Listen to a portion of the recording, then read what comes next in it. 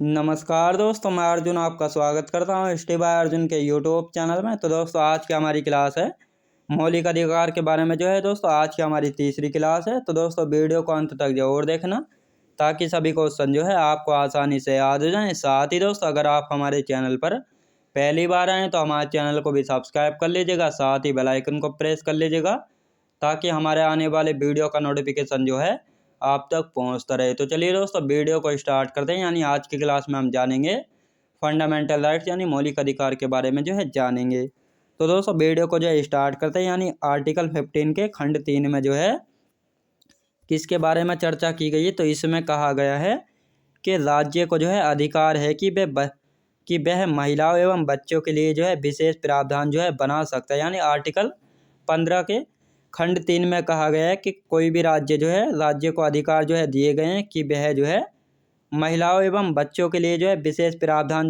बना सकता है। नोट करके लिखेंगे यहाँ पर। यानी महिलाओं को घरेलू हिंसा से संरक्षण अधिनियम 2005 बनाया गया था। इस अधिनियम का दोस्तों भारत में सबसे ज़्यादा दुरुपयोग किया गया है। इस अधिनियम के द्वारा आपने सुना होगा कि महिलाएं थाने में जाकर यानी पुलिस स्टेशन में जाकर कहती हैं कि मुझको दहेज के लिए मारते हैं। और इस प्रकार घरेलू हिंसा ये सभी किसके अंतर्गत आते हैं। तो ये सभी आर्टिकल 15(3) के अंतर्गत आते हैं, याद रखेंगे। अब देखते हैं दोस्तों आर्टिकल 15 का खंड 6 देखते हैं। दोस्तों आर्टिकल 15 के 4 और 15 का 5 इतना ज़्यादा मोस्ट इम्पोर्टेंट नहीं है क्योंकि वहाँ से क्वेश्चन नहीं बनता है। तो इसीलिए हम पढ़ेंगे आर्टिकल 15 के खंड 6 को जानेंगे। अब आर्टिकल खंड 6 में 15 के खंड 6 में किसके बारे में चर्चा की गई। तो इस सभी के बारे में जानेंगे। आर्टिकल 15 का खंड 6 इसको 103वां संविधान संशोधन अधिनियम 2019 के तहत जोड़ा गया था। अब इस अधिनियम के द्वारा यानी 103वां संविधान संशोधन अधिनियम 2019 के तहत आर्टिकल 15 यानी 15 के खंड 6 को जोड़ा गया था। अब ऐसा इस खंड में क्या था इसको जोड़ा गया था। तो इसमें कहा गया है यानी आर्थिक रूप से पिछड़े लोगों को यानी EWS, इसका अर्थ होता है दोस्तों इकोनॉमिक वीकर सेक्शन वाले लोगों को 10% आरक्षण यानी रिजर्वेशन दिया जाएगा और शैक्षिक संस्थानों में मिलेगा। इसमें कहा गया यानी आर्टिकल 15 के खंड 6 में कहा गया है कि आर्थिक रूप से पिछड़े लोगों को यानी EWS इकोनॉमिक वीकर सेक्शन के लोगों को 10% आरक्षण यानी रिजर्वेशन मिलेगा शैक्षिक संस्थानों में, याद रखें दोस्तों। शैक्षिक संस्थानों यानी एजुकेशनल इंस्टीट्यूट में, याद रखेंगे। आप देखते हैं दोस्तों आर्टिकल 16 यानी आर्टिकल 16 में किसके बारे में चर्चा की गई। तो आर्टिकल 16 में चर्चा की गई है कि इसमें चर्चा की गई दोस्तों लोक नियोजन की समानता यानी इक्वल अपॉर्चुनिटी के बारे में इसमें बात की गई। इसमें कहा गया है कि यानी कोई भी अमीर हो गरीब हो यानी किसी भी SC ST एक्ट OBC या जनरल जिसमें भी आते हों तो उनको सरकारी नौकरी में समानता मिलेगी। तो ये सभी किस आर्टिकल के तहत हैं। तो ये सभी आर्टिकल 16 के तहत कहा गया है। यानी लोक नियोजन की समानता के बारे में कहाँ पर वर्णन मिलता है। तो आर्टिकल 16 में, याद रखेंगे। अब दोस्तों यानी जो आर्टिकल 16 है इसमें कहा गया है कि सभी को लोक नियोजन की समानता यानी सरकारी नौकरियों में समानता मिलेगी।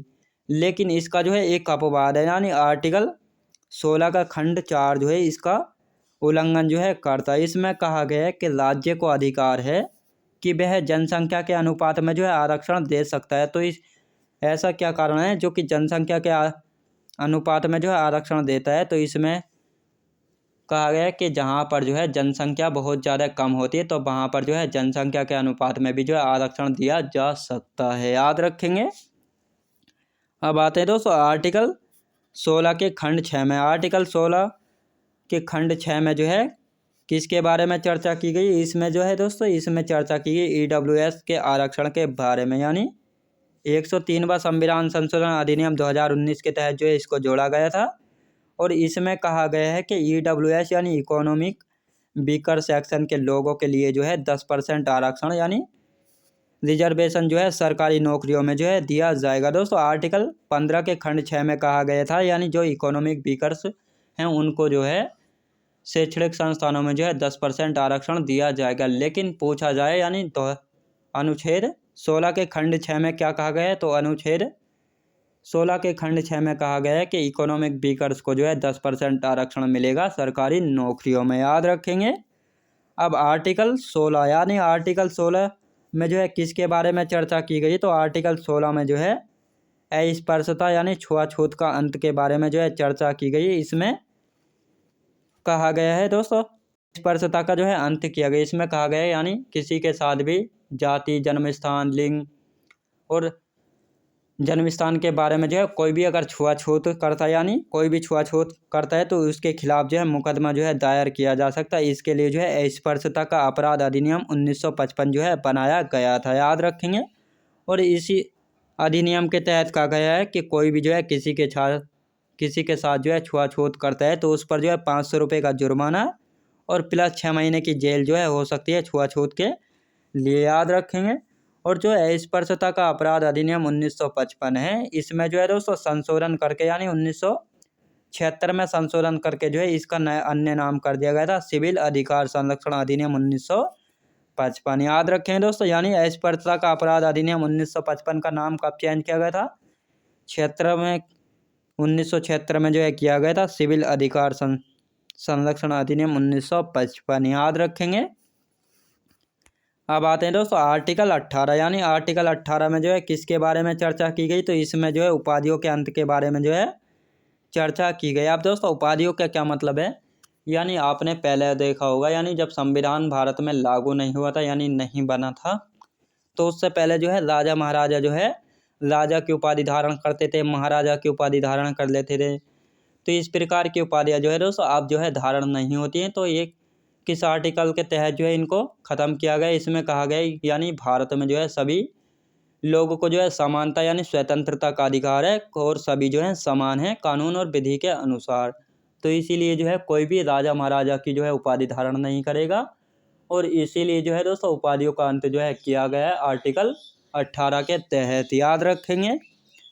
अब दोस्तों दूसरा मौलिक अधिकार आता है दोस्तों, दूसरा मौलिक अधिकार है स्वतंत्रता का अधिकार यानी राइट टू फ्रीडम, और इसमें की चर्चा की गई आर्टिकल 19 से लेकर आर्टिकल 22 तक जो है इसकी चर्चा जो है की गई है। अब सबसे पहले देखेंगे दोस्तों आर्टिकल 19 के 1 के ए में जो है देखेंगे तो इसमें जो है किसके बारे में जो है चर्चा की गई, यानी अनुच्छेद 19 के 1 के ए में जो है वाक एवं अभिव्यक्ति की जो है स्वतंत्रता। इसमें कहा गया है वाक एवं यानी आप जो है अपनी भावनाओं को जो है किसी के साथ भी जो है व्यक्त करने की स्वतंत्रता जो है मिली हुई है आर्टिकल 19 के 1 के ए में, याद रखेंगे। अब इसके कुछ पॉइंट है, यानी प्रेस की स्वतंत्रता। आपने देखा होगा दोस्तों यानी जो रिपोर्टर्स होते हैं किसी के भी सामने यानी किसी के भी मुंह के आगे जो है माइक लगा देते हैं और उससे जो है सवाल करने लगते हैं, तो ये अधिकार जो है उसे कहाँ से मिला हुआ है, तो रिपोर्टर्स को जो है ये अधिकार मिला हुआ आर्टिकल 19 के 1 के ए से। राष्ट्रीय ध्वज फहराने की स्वतंत्रता कहाँ पर दी गई है, आर्टिकल 19 के 1 में जो है दी गई है। जानने का अधिकार, शांत रहने की स्वतंत्रता और इंटरनेट का प्रयोग, इसको जो है 2007 में जो है जोड़ा गया था मौलिक अधिकारों में, और सबसे पहले जो है केरल राज्य ने जो है इसको जोड़ा था, याद रखेंगे। अब आते हैं दोस्तों आर्टिकल 19 के 1 के बी में जो है आते हैं, इसमें किसके बारे में जो है चर्चा की गई, इसमें कहा गया है कि यानी शांतिपूर्वक एवं निशस्त्र सम्मेलन की स्वतंत्रता, यानी कोई भी व्यक्ति जो है शांतिपूर्वक यानी बिना हथियारों के जो है सम्मेलन जो है कर सकता है, तो इसका अधिकार जो है मिला हुआ है कहाँ पर दोस्तों, अनुच्छेद 19 के 1 के बी में जो है ये स्वतंत्रता यानी अधिकार जो है मिला हुआ है। आर्टिकल 19 1 के सी में जो है किसके बारे में चर्चा की गई, तो इसमें जो है चर्चा की गई यानी सभा, संघ एवं सरकारी समितियां बनाने की स्वतंत्रता जो है मिली गई। दोस्तों आपने देखा होगा बहुत सारी सभा, संगठन एवं सरकारी समितियां जो है बनाने की स्वतंत्रता यानी बनी हुई हैं, तो इनका अधिकार जो है कहाँ पर है, आर्टिकल 19 के 1 के सी में जो है ये अधिकार जो है दिया गया है संघ एवं संगठन बनाने की स्वतंत्रता, याद रखेंगे। अब आर्टिकल 19 के 1 के डी में जो है किसके बारे में जो है चर्चा की गई है, तो बात करेंगे दोस्तों आर्टिकल 19 के 1 के बारे में, डी के बारे में जो है चर्चा की गई। इसमें कहा गया है कि भारत में जो है कहीं भी घूमने की स्वतंत्रता, याद रखें दोस्तों आर्टिकल 19 1 के डी में कहा गया कि भारत में जो है आप कहीं भी जो है घूम सकते हैं और आपको जो है इसका अधिकार जो है मिला हुआ है आर्टिकल 19 के 1 के डी के अनुसार, याद रखेंगे। अब आर्टिकल 19 बन के ई में जो है किसके बारे में जो है चर्चा की गई, इसमें चर्चा की गई है कि भारत में जो है आप कहीं भी निवास कर सकते हैं और आप जो है कहीं भी जाकर जो है अपना घर जो है बना सकते हैं। याद रखेंगे। तो ये अधिकार जो है दिए गए हैं किस आर्टिकल के तहत, तो आर्टिकल 19 के बन के ई में जो है ये अधिकार जो है मिला हुआ है। अब देखते हैं दोस्तों आर्टिकल 19 के बन के जी में जो है किसके बारे में जो है चर्चा की गई। इसमें जो है किसी भी व्यवसाय एवं व्यापार की जो है स्वतंत्रता जो है मिली हुई है। आप जो है भारत में किसी भी प्रकार का जो है व्यवसाय कर सकते हैं जो कि संविधान का उल्लंघन न करने वाले बिजनेस हो। याद रखेंगे। तो इन सभी की चर्चा की गई है अनुच्छेद 19 के बन के जी में। याद रखेंगे। अब देखते हैं दोस्तों आर्टिकल 20 में, यानी आर्टिकल 20 में जो है किसके बारे में है, तो आर्टिकल 20 में जो है दोष सिद्धि के संरक्षण जो है चर्चा जो है की गई है। आर्टिकल 20 के वन में जो है किसके बारे में चर्चा की है, कार्योत्तर विधियों से संरक्षण के बारे में जो है चर्चा की गई है अनुच्छेद 20 के 1 में। यदि पूछा जाए अनुच्छेद 20 के 2 में जो है किसके बारे में जो है चर्चा की गई है, तो इसमें चर्चा की गई दोहरे दंड से संरक्षण के बारे में जो है चर्चा की गई है। अब जो दोहरे दंड से संरक्षण का क्या मतलब है दोस्तों, इसमें कहा गया है अगर कोई व्यक्ति को जो है एक अपराध के लिए जो है पहले सज़ा मिल सकती है तो उसी दूसरे अपराध के लिए जो है दूसरी बार जो है सज़ा जो है नहीं दी जा सकती। तो ये अधिकार जो है मिला हुआ है आर्टिकल 20 के 2 में। याद रखेंगे दोस्तों, दिया हुआ है।